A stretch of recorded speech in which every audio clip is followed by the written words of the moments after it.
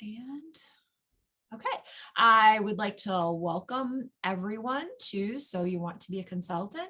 Our presenter today is Mike Sandman. He is a SCORE Boston mentor. I just want to start off talking about SCORE briefly. SCORE is a volunteer-based organization. All of our mentoring is free and confidential. We are still doing video, phone, and email. We are looking at potentially opening up some in-person sessions, but I don't expect anything like that to happen until after the first of the year. How do things work with a mentor? Well, you can meet with a mentor as often as you like. There is absolutely no limit. And occasionally your original mentor will add on other mentors to help fill in any gaps that in questions that you may have. So they work as teams, they work as individuals. It's an ever evolving process as you work with a mentor. Our mentors come from a wide variety of experience and backgrounds and have different expertise levels. And we pull from, if needed, can pull from SCORE volunteers nationally, as SCORE is a national organization. Okay, how do you get a mentor? That's super easy. You can go to the websites listed on the screen. I will put those in chat after I finish my intro. And you can find a tab for getting a mentor. You can find a tab for a list of upcoming workshops, both for local chapter, the district, and at the national level. You can find information, search the library, where you'll find tons of tools, templates, other pre-recorded videos, tons of information. You can also put your name in chat and I will reach out to you and get you connected with your chapter. If you already have a mentor, reach out. They love talking to past clients. They want to know, how are things going? What have you been up to with your business? Bounce new ideas off of them. That's a wonderful thing to do to help keep your business growing and make sure you're catching everything that you need to catch. Okay, we are going to use Q&A today. That'll be for questions. You may use chat for comments, no problem. But Q&A for questions, it just allows me to not lose track of those questions as the chat keeps scrolling up. So if you want your question answered, that's where you need to put it. All right. If you enjoy your presentation today, we'd love it if you would Google my business and leave us a review if I can get my words out. Okay. Oops, we didn't want that screen. Okay. So I'm going to stop my share here real quick. And I'm going to turn it over to you, Mike. Okay. Thanks, Teresa. So, hi. Good afternoon, I guess it is now. Thank you. Everybody, I'm Mike Sandman. I'll give you a tiny bit of background about myself. I was a management consultant in a firm in Cambridge, Massachusetts. And for about 25 years prior to that, I was a solo consultant on my own for 2 years. And the firm itself was a small firm. It was started off with about 7 people. We ended up with a lot more than that. But I do have some experience being a solo and being in a small firm and working in a virtual firm. So I hope to give you a set of guidelines for those of you who are interested in becoming a consultant. And we titled this "So You Want to Become a Consultant." And what we're going to do is cover, well, why do you want to do this? Why do people hire consultants in the first place? What creates the market? And how to understand your market, talk about how to differentiate yourself and how to focus in a particular vertical or horizontal market, and how to sell, both how to market and how to sell your services. And I'll show you some examples of websites, for example, that I think might give you some pointers as to what you should look like as a consultant. And then some nuts and bolts, how to write a proposal, what to charge, a very important question, how to set up a limited liability company, if that's what you choose to do, how to partner and set up a virtual firm, and then we'll wrap up. All the way along, if you have questions, please do put them into the Q&A. If you have comments, certainly put them into the chat, and we'll take a look at those as we go along. Okay, so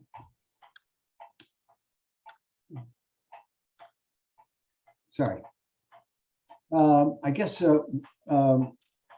wanted to show you this because it shows you the range of what consultancy is all about. So a headline: Democratic consultants should stop working for corporate clients. An article in a newspaper, or perhaps it was online. Consultants to take care of plants. That's interesting. That's kind of different than working for a corporate client to help them with strategy, but there are organizations that call themselves consulting to help take care of plants in business situations. Or at least they were before the pandemic. Or Pac-10 hires a consulting group to review football officiating. And I think the NFL probably will do that, but I won't comment any further on that. So why do you want to become a consultant? What kind of consulting do you want to do? I'd love to see some of that in the chat as we go along. That will actually help tune what I say to you. So if you have a moment, just put that in to the chat as to what drives you. I can tell you what got me to be interested in consulting. I was working for a large company that sold the division I was in. They offered me a job in another location that I really didn't want to move to, and so I thought, well, okay, I'm sort of mid-career. I was, how old was I anyway? I was about 50, and I decided that I would go off and be a consultant in the area that I'd gotten some expertise in, and it worked. And I will say that I went to a workshop that I paid for on how to become a solo consultant, and it was very useful. And I've actually taken some of the ideas from that and the things that I've learned myself over the next that I learned over the next 25, 30 years in consulting, and put them into this. But please do tell us what you're interested in. Let's just take a quick peek here. Health and wellness coaching and consulting. You're joining a lot of people doing that. Doesn't say you shouldn't do it, not by any means, but it's a robust market, and it's actually become a more robust market because of the pandemic. Higher education, business design, project management, marketing for technology companies, brand consulting, efficiency. All of those are great. That's great. I'm very happy to see those. And they're all data consulting, all reasonable areas of endeavor for consulting. Okay, so who's good at this? Ask yourself, is this really for me? If you have some expertise at something, or at least you're pretty good at it. If you're self-motivated, a self-starter, you have to be able to get up in the morning and go to work, particularly on the marketing side when you haven't got any projects going on. There's nobody to ask you for reports. Nobody tells you, nobody says to you, well, what have you spent your time on today, or when will that be ready? And nobody assigns a project to you. You have to go out and get the project. So it's really important to be a self-starter. You have to have a certain arrogance to be a consultant, not too much, but you have to be able to say, I'm an expert, and just say it once. You don't have to keep saying, I am an expert, but you have to have just enough arrogance to have the confidence to say to somebody, I can help you make better decisions, or I can help you become more efficient, or more productive, or whatever it is. You have to enjoy helping people. This is very much a people-to-people job. And if you enjoy that, if you like working with people who want to listen to you, want to learn, that's great. If you're if you like teaching a bit, that's very helpful. It's somebody who enjoys learning new things. I always say that one of the reasons that pause and say that the firm that I was in consulted across all industries horizontally. We had a certain expertise that we applied, and it really didn't matter. We worked with organizations that made everything from cheese to rocket ships, literally.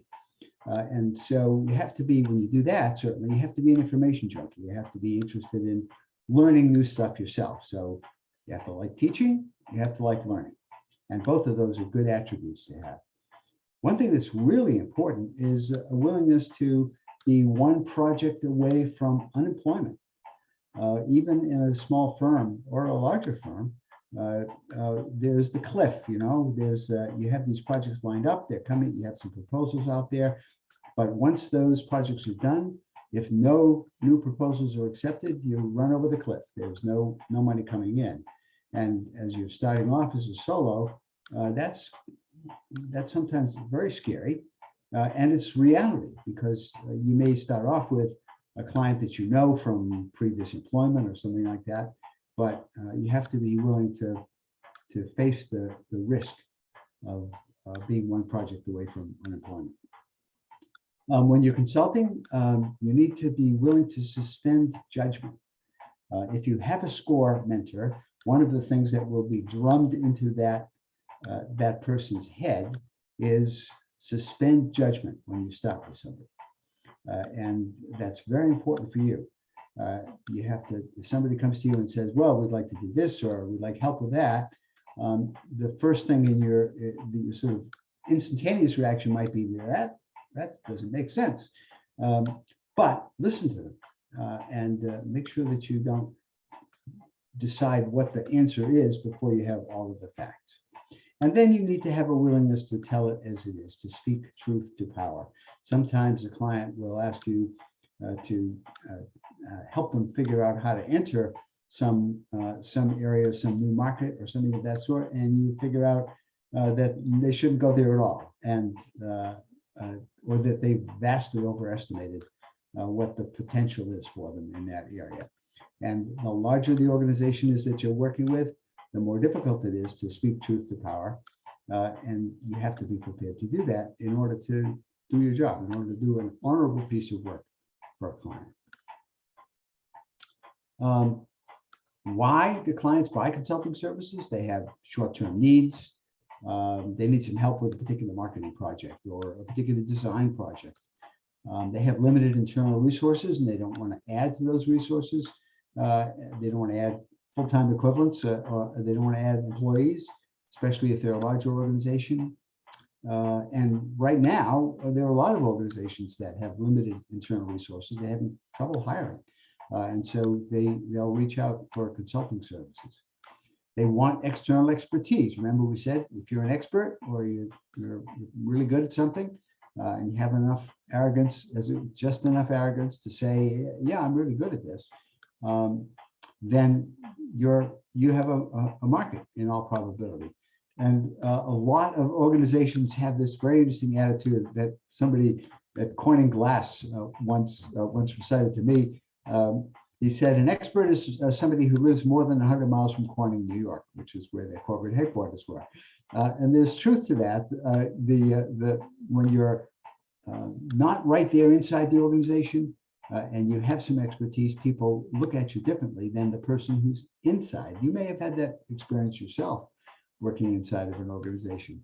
You have expertise, but somehow that outsider is viewed more highly. I used to joke that the firm I worked for was in Cambridge, Massachusetts, and the further away I got from Cambridge, the more intelligent people thought I was, which is very peculiar. We did a lot of business in Europe and the Far East, and God, we were geniuses if we lived in Cambridge. So that the external expertise is it's valuable to you. Being external is the value. You may have a particular methodology that you're familiar with. You may have a client who pretty much knows what they want to do, but they want validation. They want to be sure they're making the right decision. They want a qualified independent opinion. Sometimes you get hired because the person doing the hiring or the group doing the hiring wants to deliver the bad news and they want somebody else to do it. And that's you, and that's where you get to speak truth to power. They want to bridge an internal divide, a disagreement between two sides of the house in your organization. Sat through a meeting one time in which the marketing people, this is literally, the marketing people lined up on one side of the table and the production people, it was a food manufacturing business, were on the other side of the table.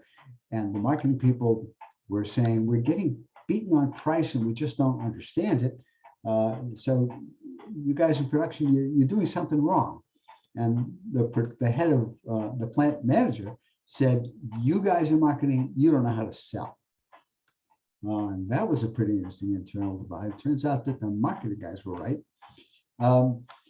Then they hire, sometimes someone will be hired as a consultant because their immediate client inside the organization wants to look good to the boss. And so what you're really doing is you're helping them do that. And that's fine. You get paid. You have to do a proper job and speak truth to power and so forth. But it's a perfectly reasonable thing to assume that sometimes you're being hired because somebody wants to validate what they want to do and look good to their boss, or they want to be able to say to the boss, here's a qualified independent opinion, all of the things that are above the want to look good to the boss on that screen.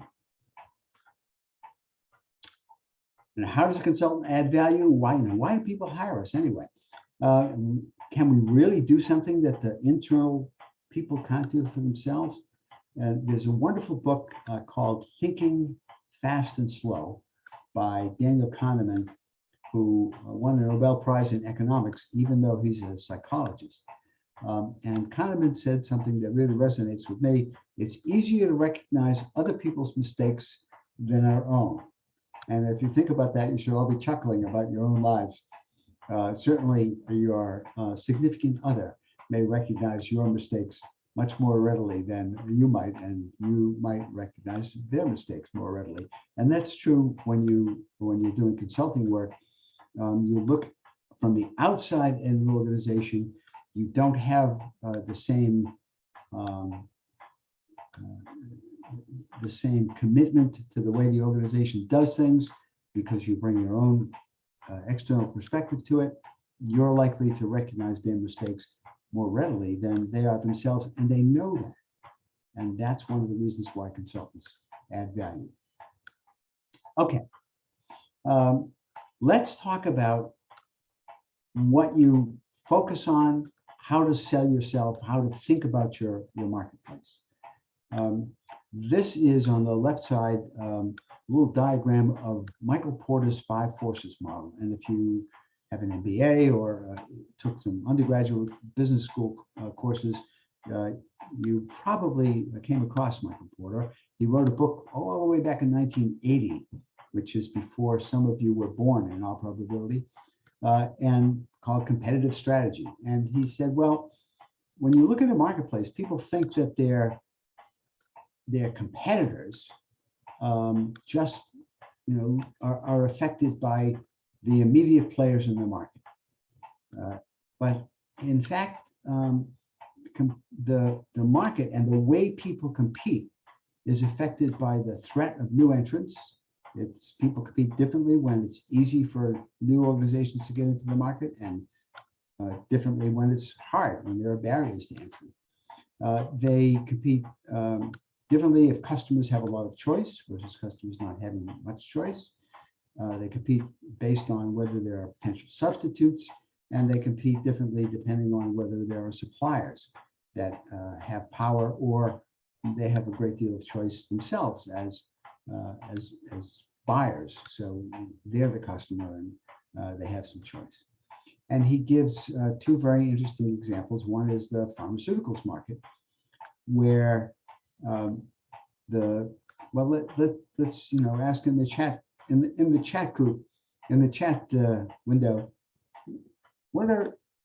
looking at these things, what are the barriers to entry in pharmaceuticals? And is it easy to get into the market, or is it more difficult? What do you think? Anybody want to come up with an answer to that? Give me a second.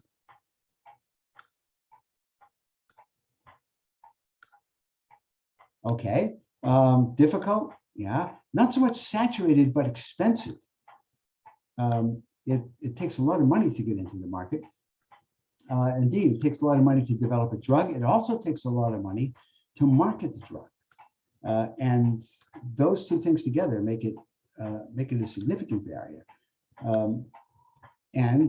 Novel illnesses, novel technologies might make it easier to devise a new medication, yes, but you still need the money to do it. You still have to provide all of the data to the Food and Drug Administration.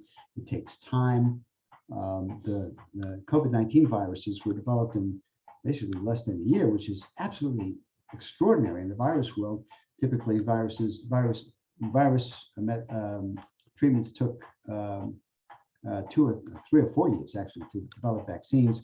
But generally speaking, it takes years to develop a vaccine, and it takes millions of dollars to even get started. So barriers to entry are high. Customers, depending on how many medications there are in the market, the customer for a pharmaceutical is actually the physician who prescribes it. We don't write our own prescriptions. And there may be potential substitutes, maybe not. In the diabetes market, a healthy living may be a substitute for a pharmaceutical.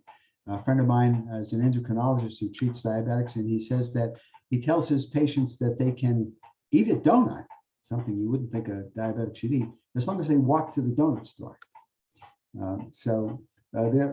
Healthy living is a potential substitute. It is for some other conditions as well. And then if you go to the Far East, for example, you find that traditional folk medicine in China, traditional Chinese medicine, is a significant substitute and competitor to Western companies trying to market their pharmaceuticals.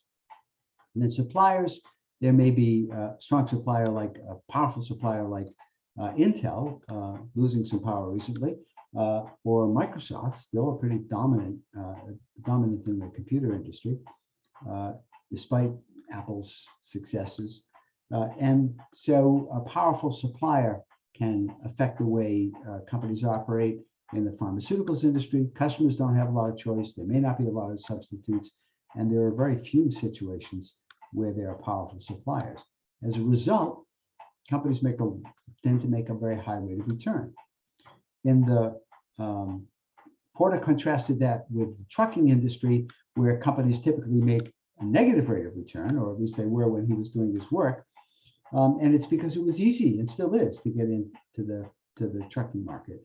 All you have to do is go out and get your license to drive, go out and borrow about $80,000 to buy the front end of a tractor trailer. You buy or lease the rig, and you're in the trucking business. There you are. And so new entrants coming into the market give customers lots of choices. Substitutes, well, maybe not so much. And there are no powerful suppliers particularly, and there's a huge demand right at the moment. It's a market where you would expect that prices would be cut, especially by new entrants, people who've listened to a little too much country and Western music on the radio and decide they want to drive a long haul rig, and they get into the market, don't really know how to price. So different structures for the different markets. Think about the market for consulting services. What does it look like? What about the ease of entry and the choice that customers have? Any thoughts about that in the chat window? How about new entrants?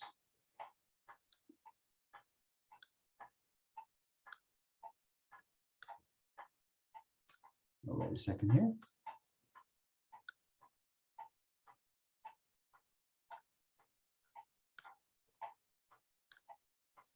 So I'll tell you my line about consulting. A consultant is an unemployed person with a briefcase. It's really easy to say, I'm going to be a consultant and to get into the market. Not so easy to succeed. But the interesting thing is, if you do succeed, if you do pick the right place to market yourself, and if you're good at what you do, it can be a very profitable place to be. And so the question is, okay, how do you do that? So turning to the right side, of the slide, sorry. Turning to the right side of the slide, Porter talks about generic strategies. You can differentiate yourself. You can try to be low cost. You can focus on a particular market or a segment. And for most consultants, differentiating, separating yourself from your competitors and focusing on a particular market segment, especially for solos and small firms, is what you want to do. To try and be low cost is just not possible unless you want to have low income. So think about, yeah, great. I wonder if it's best to start consulting where you already have a good reputation. Absolutely, because you've got the ability to differentiate yourself from other people in that field. New entrants is what we're pondering now. Yeah, that's exactly right. So what you need to do is think about, well, how do I separate myself from other people doing this sort of thing? And what's the specific market that I want to focus on? Is it a particular group of companies in a particular industry? Is it companies that need a particular kind of service? And we'll talk about that just for a couple of minutes here. So look at industries from the perspective of whether I'm looking for, if I have expertise in a vertical segment, in bio or pharma drug testing, in brewing. There are, in brewing beer, I mean, there was a guy that I remember talking to who had been in almost every brewery in the world and had a great deal of expertise in brewing. And all the brewers were willing to hire him, and he obviously didn't pass secrets back and forth between them, but he got to know the brewing industry very well. In real estate management, that's a vertical segment. So a particular industry is a vertical segment in which many of you probably have some expertise. So if you have a good reputation, it may very well be in one of those industries. If you're looking at a particular activity that cuts across many verticals, your market is different. It's that activity, and it doesn't matter what the vertical is. So financial management, website design and support, human resources support. One of you mentioned back here,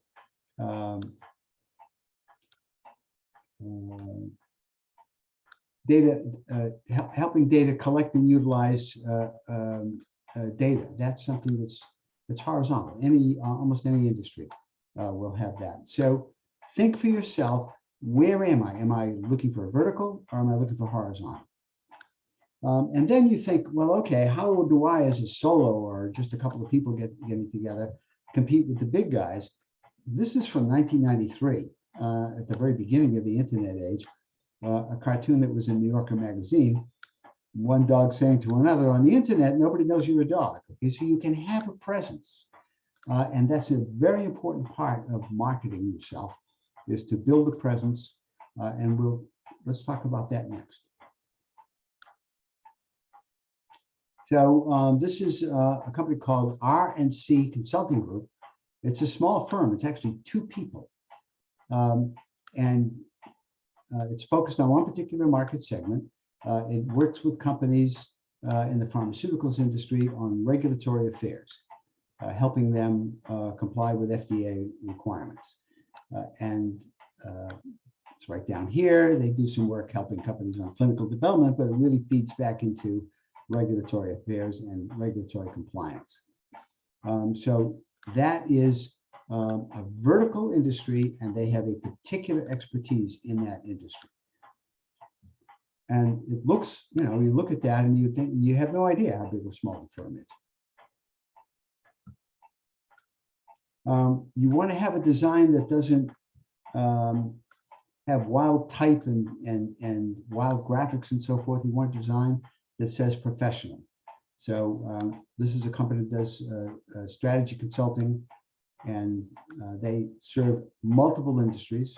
And they, to me at least, that looks pretty good. And they also, down here, they have a chat function. And it's not a very big firm, but they have a chat function. And they hire an outside firm to manage their chat for them, and then feed the contacts and so forth back into the organization where one of their staff members can follow up. So you want a website for sure. It's one of the most, it's the place that in business you absolutely want to be. Have a website. You want something that is classy, not brassy. And you'll get a copy of this presentation. And when you get it, take a look at these two firms. One of them is a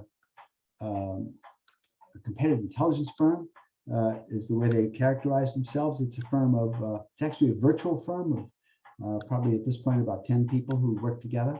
And this one is the one that we just looked at, regulatoryclinical.com, their team. And their team consists of 2 people. But they explain who they are and why they're good. And it is, both of them have nice professional looking websites. And you want to put some testimonials up and get some help with search engine optimization, so that when people look for consulting in regulatory affairs, they'll find regulatoryclinic.com. And that's really important, and you'll probably need some outside help for that. And that's one of the startup costs for the business. So, and social media, maybe Facebook, but LinkedIn for sure. And honestly, there aren't a lot of other broad social media platforms that you should spend a lot of time on. There are, you can post. There are groups related to a particular industry on LinkedIn. You should certainly join those and post on them. Doing something on Facebook. Similarly, there'll be groups, and you can have an individual business site on Facebook. But looking more broadly than that, you don't want to be on TikTok. You don't want to waste your time on it. So focus your efforts on the social media that other businesses are likely to be looking at. And then associations. Join an association of potential clients and potential referral sources. Industry associations. Every industry has an association. And associations that are related to your own expertise. There's something called the Institute of Management Consultants that you can join. And they have materials aimed at solo consultants and small consulting firms. Industry standard groups, IEEE or something of that sort. If you're in a technical industry, there's almost certainly a set of standards. And if you can get yourself into that standard group, you really get some credibility. You're viewed as an expert if you're in the standard group, and you also have an opportunity to influence the standards in a direction that will be helpful to you, and to understand the standards so that you can approach them. So those are all places, and again, it doesn't matter what you're doing, whether you're in the massage industry or in making rocket ships, there are industry associations that will work for you. So that's an important place to take a look. Okay. Another aspect to marketing gives some industry knowledge away for free. And I want to highlight the line down at the bottom here: never give project work away for free. Somebody says, well, will you do this work for me? And let's see how you go. And then I'll give you some, if I like it. No, don't do that, because they'll just look for the next poor soul who's willing to give them something for free. But on your website, for example, if you're a member of IEEE, offer to speak where potential clients gather at local chapter meetings, something of that sort. At industry conferences, a lot of them they moved online now. It's actually easier and much less expensive for you to participate in these sorts of things now, because you can do it on Zoom. Chambers of commerce, if your market is local business. Economic development conferences, local workshops. Those are all things where, and certainly on your website, those are all places where you can give away some your industry knowledge. When you're on a platform and you're giving a webinar or something of that sort, or you've been invited to speak by an industry group, you are just by virtue of the fact that you're doing that, you're viewed as an expert. And that expertise will get you some work.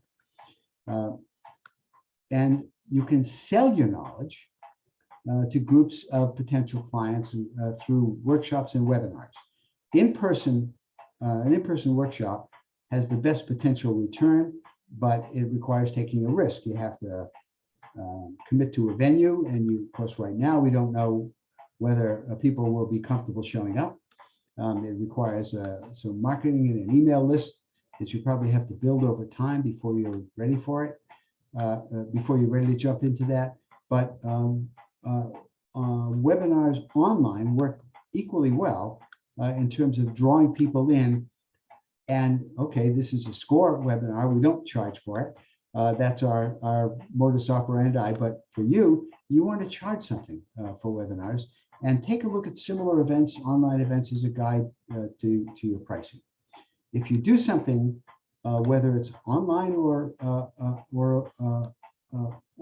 in person, don't skimp on the venue or for webinars on your audio-visual setup. I can't just let that go. Here we go. On your AV setup, so make sure you look like a pro when you're doing it. And I'm not sure whether the thing in back of me, the SCORE backdrop, makes me look like a pro, but it promotes the organization that I'm doing the webinar for. It's very easy to do something like that, and it looks a lot better than the room that you may be, the bedroom that you may be working out of.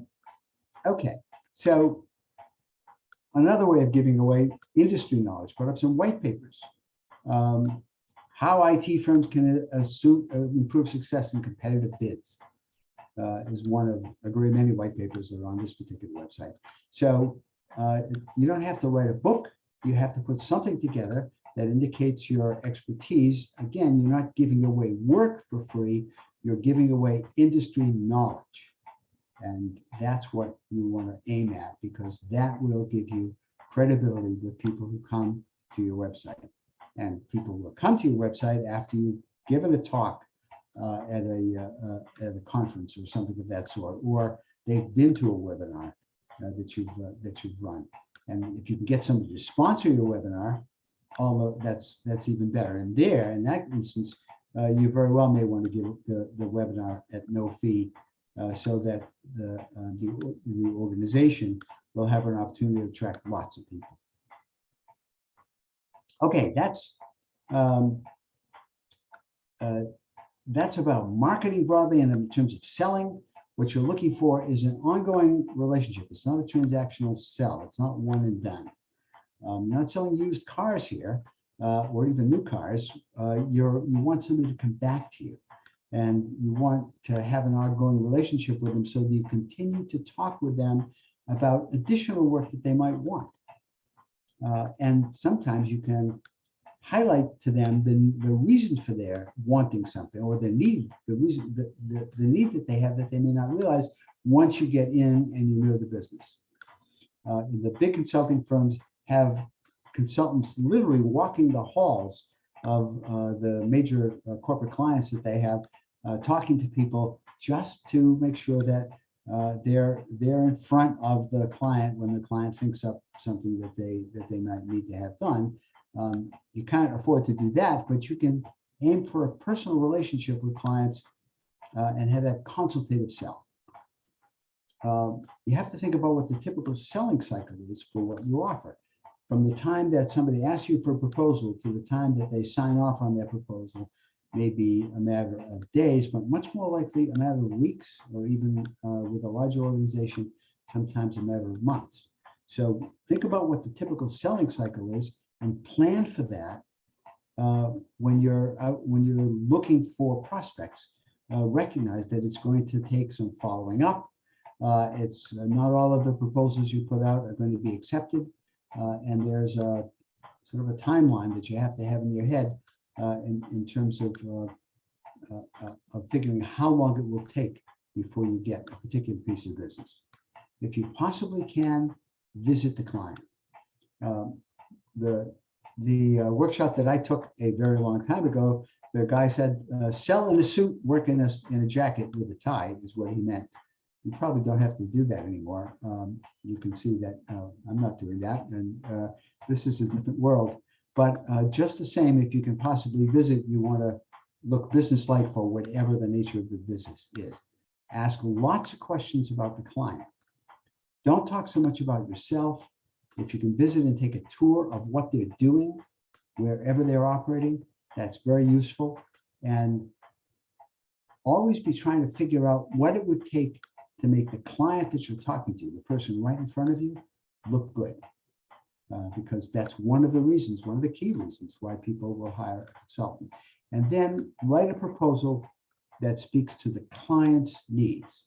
So that's something that a lot of people who get into consulting don't understand. They write a proposal that starts off with who they are and why they have expertise. That's not it. Your proposal starts with your understanding of the client's needs. Why is the client looking for outside help? What outcome do they want? Use the industry jargon, but very carefully. You don't want to overdo it. Because you don't want to make a mistake. They know the jargon better than you do, unless you came from that industry. And there's always internal jargon within a company, so you want to be careful about that. But the starting point in the proposal is: here's what we understand about your needs. Here's what we're going to do for you to satisfy those needs. And here's who'll do the work. I'm going to do this work. I've got 2 other people lined up who have this or that expertise, and they're going to help me. This is who you can expect to see during the course of the project. How and where will we do the work? What's the methodology? Will be on site? What do we need from the client? That's important to say. Here's what we need from you. What are you going to do? And what are you going to deliver when they're done? Will they have a PowerPoint presentation, a written report? Will they have software that works? Will they have a methodology that they continue to use? A factory? One of the early projects I had when I was a solo consultant was to build a factory in a small town in Western Ohio. And I had expertise in the particular vertical industry. And so I was hired to do that by a company that had a product, but didn't have the expertise to make the product. Is it a financial projection that they want? Do they just want, their philodendron in the lobby to be healthy? There's a deliverable, and remember what it is that they are paying for. That's the deliverable. And then how long will it take? What will it cost them? And will they be responsible for project expenses? And is there any travel involved? And what's the cap on project expenses? Companies get very nervous. Clients get very nervous about open-ended project expenses. So you want to say project expenses will be won't exceed X amount, percentage of the fee, perhaps. An appendix is where you put where you get to talk about yourself and any key members of the team. So that's really important. You don't put that up front. And then abstracts of prior work, a paragraph for each previous project that you can include, and terms and conditions and confidentiality. You expect to get paid in so many days from the date of your invoice. Your liability is limited. Here's the NDA that you want to sign for them. Those are all things that belong in an appendix, and they're usually in small type. They're very important to include. But that's not that, especially that beginning piece. Don't talk about yourself and the key members of the team, except in, except who they are, who's going to do the work. So it's all about them. It's not about you, really. So here's Dilbert's take on the consultant who comes in and talks about himself. All I do is travel, work, eat unhealthy food. I'm a total failure at managing my own life. People hire me for business advice. I haven't slept since October. And Dilbert's response is, I thought there would be PowerPoint slides. And yeah, that's what he thought. He thought he was going to hear about what this guy was going to do for him. So you may not have slept since October, but don't tell anybody that. Just Tell them what you're going to do for them. They just want the results. Now, what do you charge? Probably more than you think. It's pot shot of Booz Allen. Well, it's Booz McKinney. So it's there are a couple of firms that are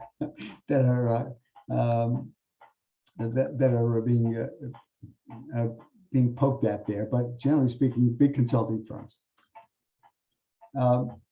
Okay, what do you charge? The basis for what you charge is the amount of time the project will take. You're going to work 50 weeks a year, say at 40 hours a week. Well, maybe more than that. That gives you 2,000 work hours a year. About half of the time when you're starting off, you're going to be marketing, not working on a project. You'll have expenses that you don't have as somebody's employee. Health insurance, you have to pay your own Social Security. 25 to 30% of your revenue will go for that. You have to pay somebody in all probability to set up that professional, solid website and help you with search engine optimization. Those are startup costs, but there's an ongoing cost to keeping your website up as well. Remember those expenses. And then you have to say to yourself, well, how much should I charge? What's my target income? What am I trying to earn as gross revenue, recognizing those expenses? And if I'm trying to earn gross $100,000 a year, and I'm going to have 1,000 billable hours, I hope, in the first year, I have to charge $100 an hour for that, $800 a day. If I'm recognized that 25% is of expenses is going to 25% of revenue is going to be expenses, and I want to have $100,000 left over, I charge $1,000 a day if I'm going to have 1,000 billable hours. Be realistic about this. And if you come up with a number that you think for the daily fee or the hourly rate is just completely unrealistic, it probably isn't, unless you're looking for a target gross revenue that's a lot higher than anything that I've got on here. Consulting rates are in this range and more for people who have expertise and if their expertise is recognized. So don't hesitate to look at this realistically. It's very, very important. You calculate your fee by the hour or by the day. A lot of consultants will charge on a per diem rate. Any tips for finding out what competing consultants charge for the services you're marketing? Good question. Yeah. You might take a look at other consulting firms' websites, get a sense of who they are and what they do, and then see if you can identify who some of their clients might be, literally, and go and have a conversation with somebody that you know in the industry who might have used that firm. If you're coming from a firm that used consultants, talk to the people that you used to work with or that you do work with now, perhaps, about what they pay consultants. But generally speaking, those rates are, the $1,400 or $2,000 a day, and certainly the $1,000 a day are not crazy rates. Sometimes the client will prefer a flat fee, and we'll get to that in just a minute as to how you calculate that. And again, don't give away stuff. Don't cut your rate to get the client's business. That's not going to work for you the next time you need that rate, because if you cut your rate, you're not going to have that target gross revenue. And then you're going to be in trouble.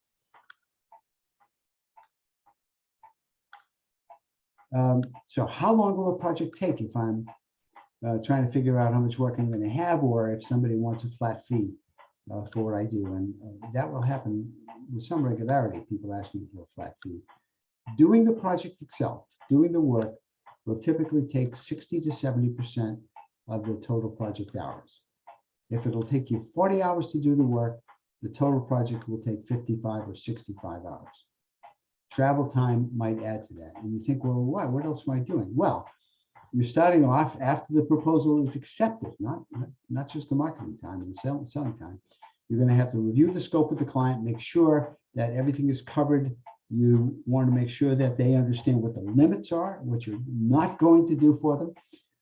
There's something in the consulting world called scope creep, where the client says, can you add this on? And if it's a small thing, yeah. But if it's a big thing that's going to take some time, yes, and here's the additional fee for it. Then you have to execute the scope. That's what's going to take that 60 to 70% of the time. You're going to have some admin time. You have to do some billing. You have some records to keep. You may have some travel. You have to write a report. It might take 10% of the total project time to write a good report, whether it's a PowerPoint report or a written report. You have to deliver it. Try really hard to deliver the report in person, either on site or by video, not just by email. You want to go through it with them. You want to get their response to it. You want to see what the possibilities are of follow-on work. It's really important to spend the time on report delivery and if necessary getting there in order to do report delivery. Although again, that's become much easier on video than it used to be, and clients are much more accepting of video. In fact, they probably don't want to see you at all. They'd rather in person. They'd rather see you on video, except to see you in person when you need to be there. And then if there's any travel, that takes some time. Anyway, add that all up. But again, use that, use some reasonable numbers to figure out how long it's going to take you. And you want to charge for all of those hours because that charge is the basis of your income. If you're partnering with somebody or you're setting up a virtual firm, there are some, I'm going to give you some guidelines here, and these are not hard and fast guidelines, but they're not bad. As I talked with people and partnered with them and worked on a virtual team a few times myself, this is sort of what was typical.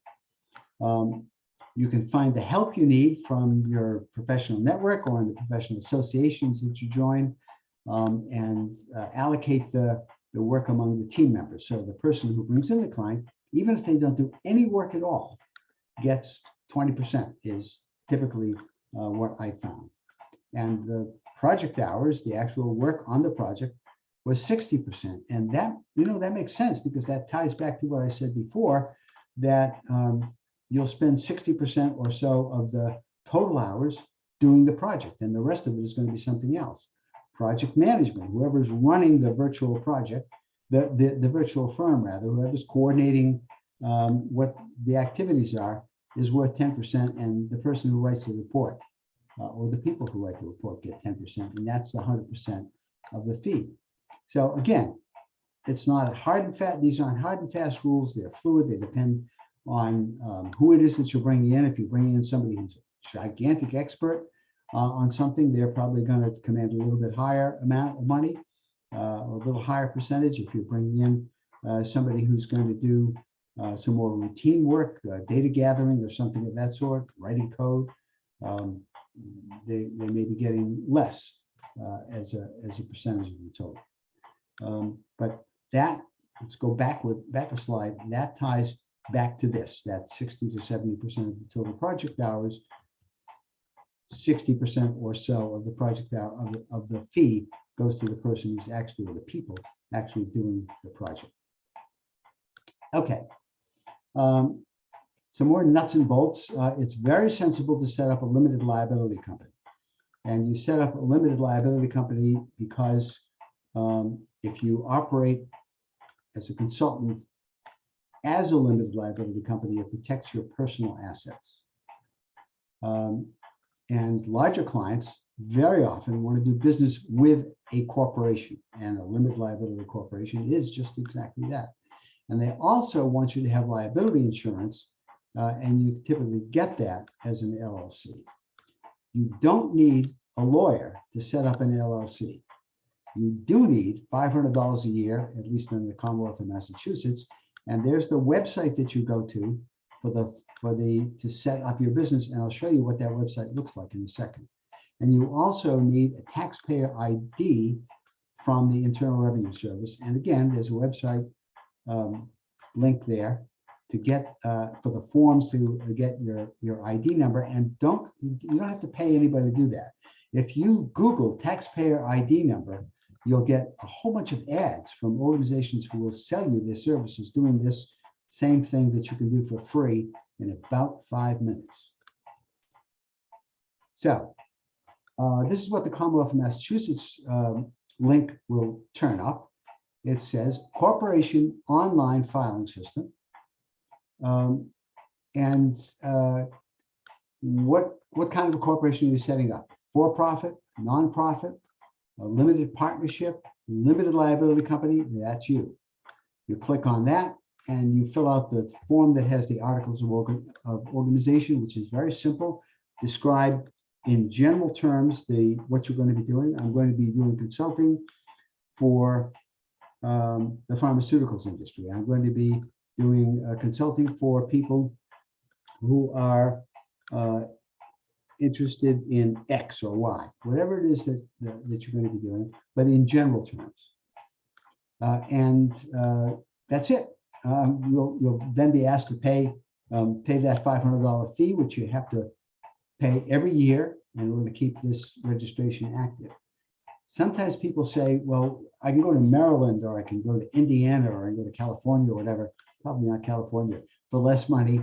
But then if you're operating out of Massachusetts, you're operating as a, quote, foreign corporation, and you still have to pay the $500 fee. So why pay two fees?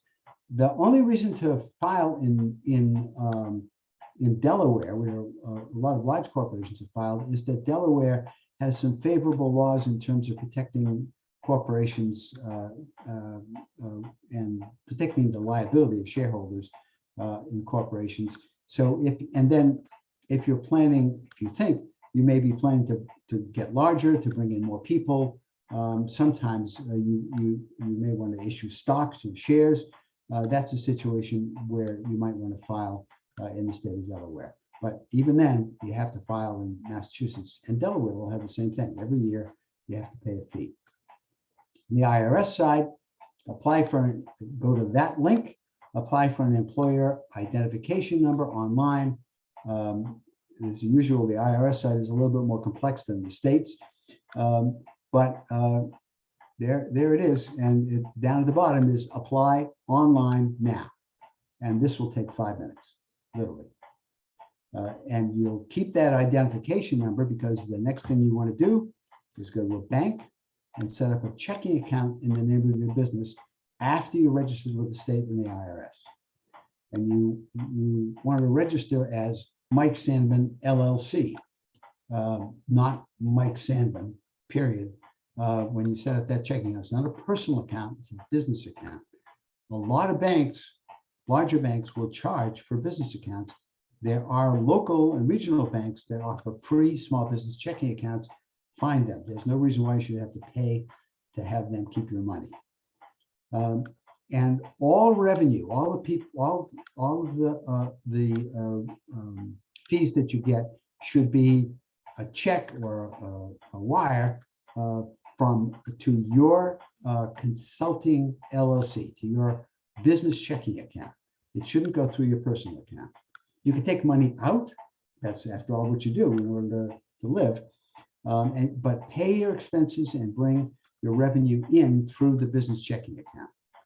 That's very important because it maintains the validity of your liability protection.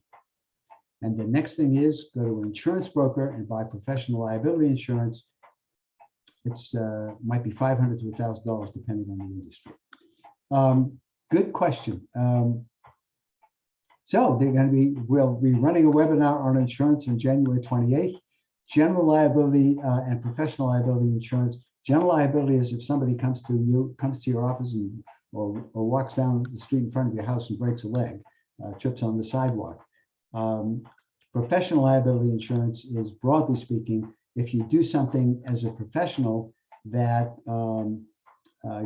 costs somebody some money when it shouldn't have, then the professional liability protects you from that. It's kind of like a doctor's malpractice insurance. It's insurance against something you do while you're doing your business. And again, you get a package policy from a commercial insurance agent. But go to that webinar because they'll tell you, they'll give you a lot more depth. They'll tell you how to evaluate what you really need and what you don't need. Okay, that's all the nuts and bolts, and it's 1 o'clock, which brings us to wrap up. Go ahead. Let's look at this chat. I know we're running out of time, but looking at the mass registration, just a solo consultant, you put your name down, your own name down. Yes, you are the name. You're the manager, and all of that is you. And the name of the organization is your name, comma, LLC, or whatever you want the name to be, comma, LLC. Okay, the flat rate discussion, actually, I came back to that over here.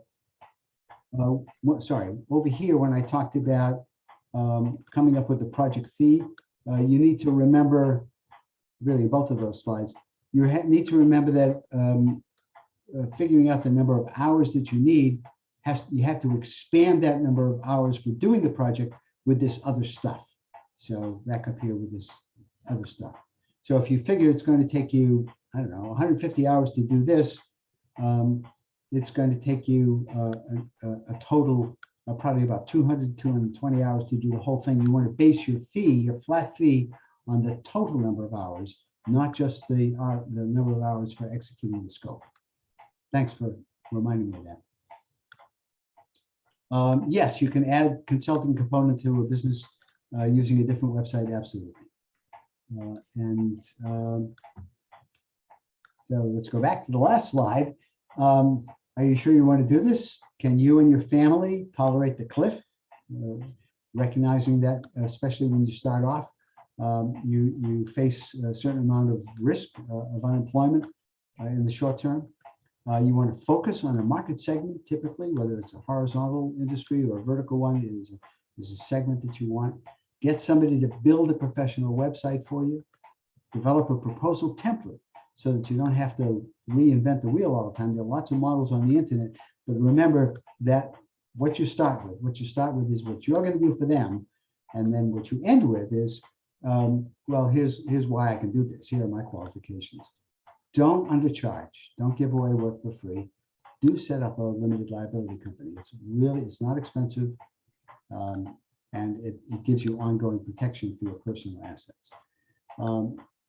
Is there a rule of thumb for the number of hours that determine a daily rate? Yeah, it's back here. It's a good question. So it's the number of billable hours that you think you're going to have in the course of a year. So if you think that you're going to be able to bill 1,500 hours, your fee can be lower, actually. Doesn't necessarily mean you want to make your fee lower, but you can get by if the fee is lower. Mike, I've got quite a few questions in Q&A. If I could read Yep. those Okay, off to sure, you. let's go. Yep. Anybody, Yeah. if you have to leave, go right ahead, but I'm happy to stay here. Go ahead. Okay. I'm going to assume this is talking about pricing. How do you suggest a nonprofit handle pricing? By a sliding scale? Kathy, maybe you can let us know what you mean by, are you the nonprofit or are you charging a nonprofit? Good question. Okay. Next question. I'm a holistic health coach, and I was told that not only should you not publicize your per hour rate online. Oh yeah, you don't. Absolutely. The per hour rate is for all of you is a rate that you keep to yourself. And that you should, but that you should not charge per hour at all. That you should be charging a base, a full, one price. A flat fee. Yeah. If that's the practice in the field, absolutely. A wise person should charge per project. That's what I mean by a flat fee.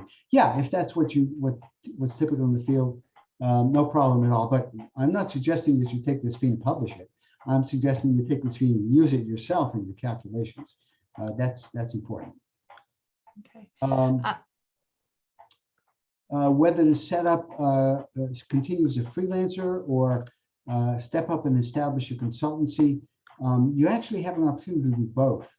To start a consultancy, that is work with other people, If you're not hiring people, which entails some risk and therefore requires some capital, but rather setting up a virtual consultancy, that's a matter of getting other freelancers to join together with you and then create a website that back there, I think this organization here, let me go back to a website that we were looking at. Where is it? Intelligent Decision Partners is a virtual organization, and they have a website that doesn't look like that. So if that's what you're talking about, sure, that's a perfectly reasonable thing to do. And most consulting organizations will be virtual to some extent. They have some people that are not employees working for them. Okay. I think let's Kathy see. posted a little bit more information about her question about the nonprofit. Okay. She says, I have a canine narcotic drug business. I go into families' homes who think their kids might be into illegal drugs. My hope is that these parents never pay. Things are tough enough. However, I need to survive also. I do get donations.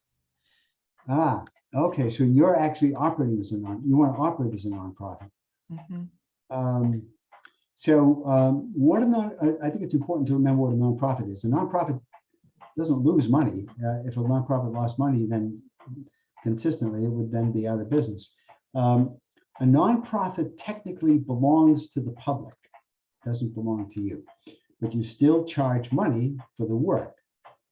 And while I can appreciate it that you may want to be providing services for free, then you would set up a nonprofit and look for donations to support that. Otherwise, how do you live? And so that's the function of a nonprofit. It raises funds from the public in order to provide services at a low rate or for free.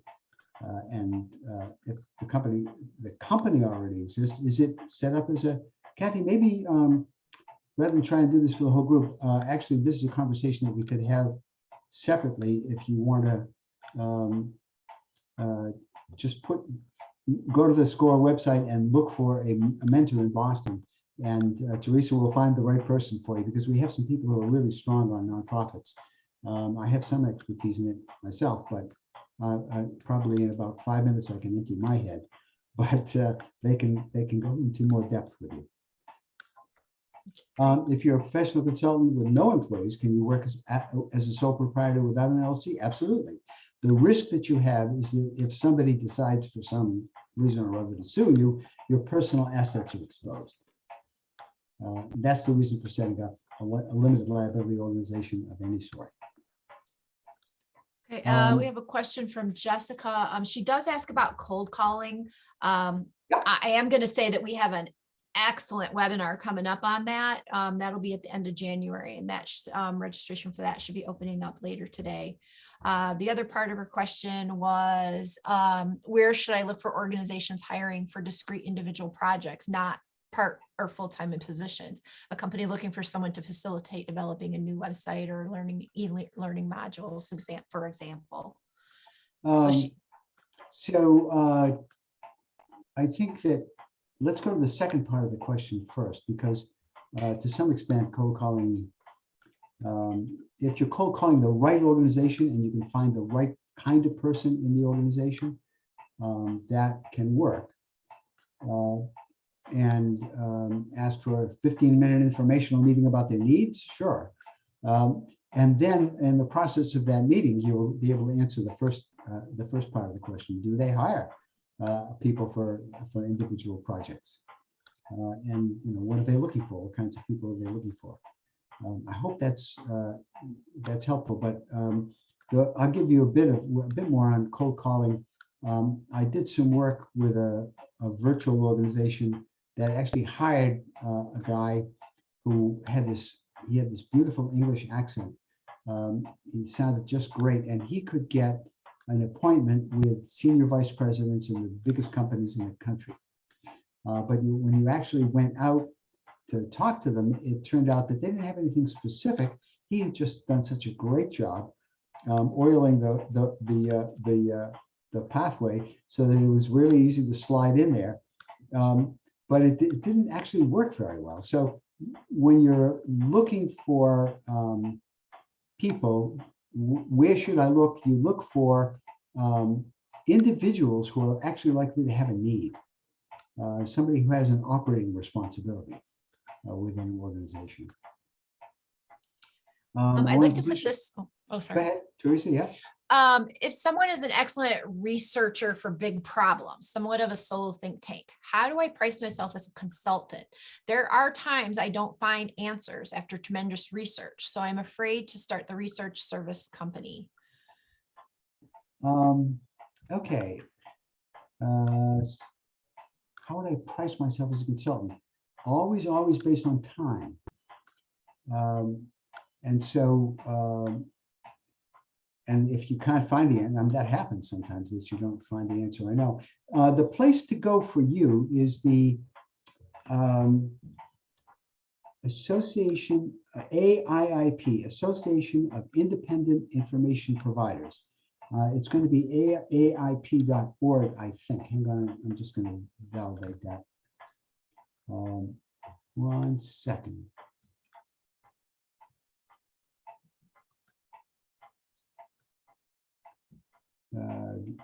Yep, AAI, oh, whoops, no, sorry, that's the American Association of American Indian Physicians. Give me a second here, I want to.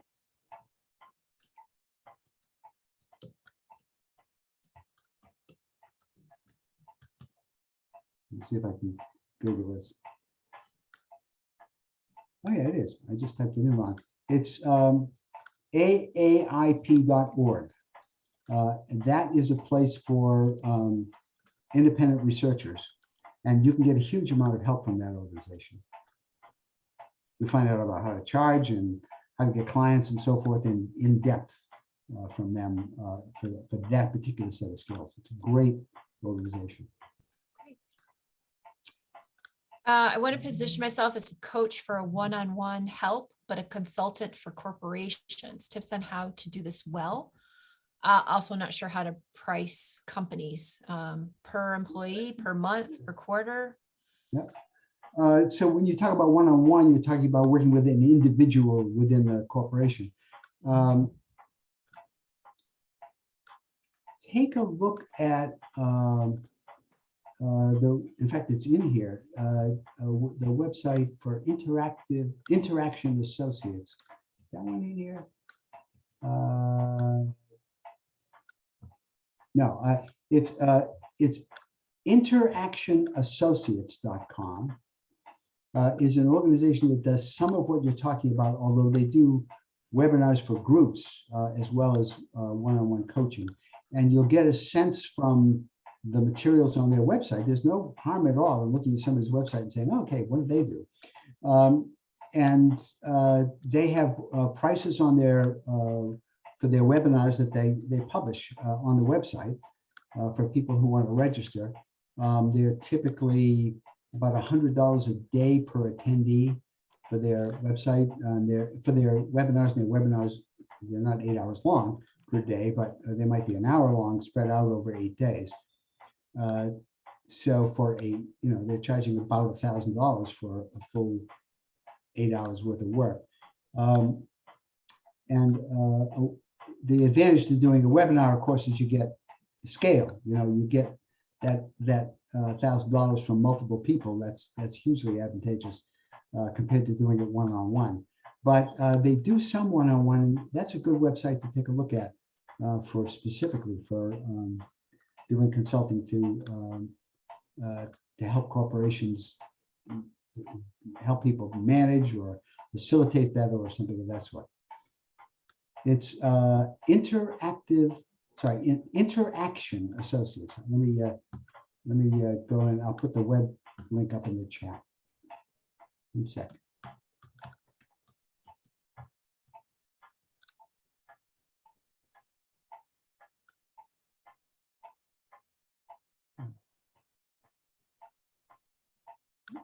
Last 1 moment here.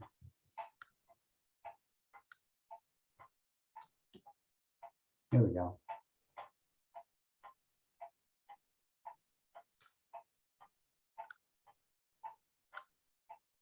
Okay, I'm going to put this in the chat. There you go. All right, I think that will be helpful.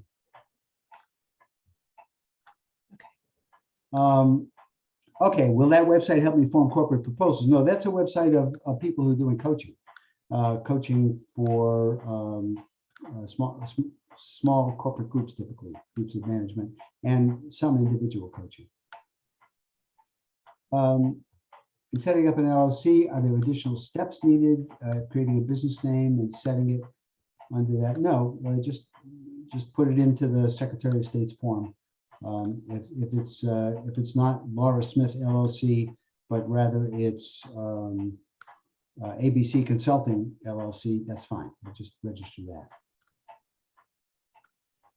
Okay. I just want to remind everyone that a SCORE mentor can sit down with you one-on-one for free and go more in depth to all your questions. And I should say that we have in SCORE Boston, there's a group of people who come from consulting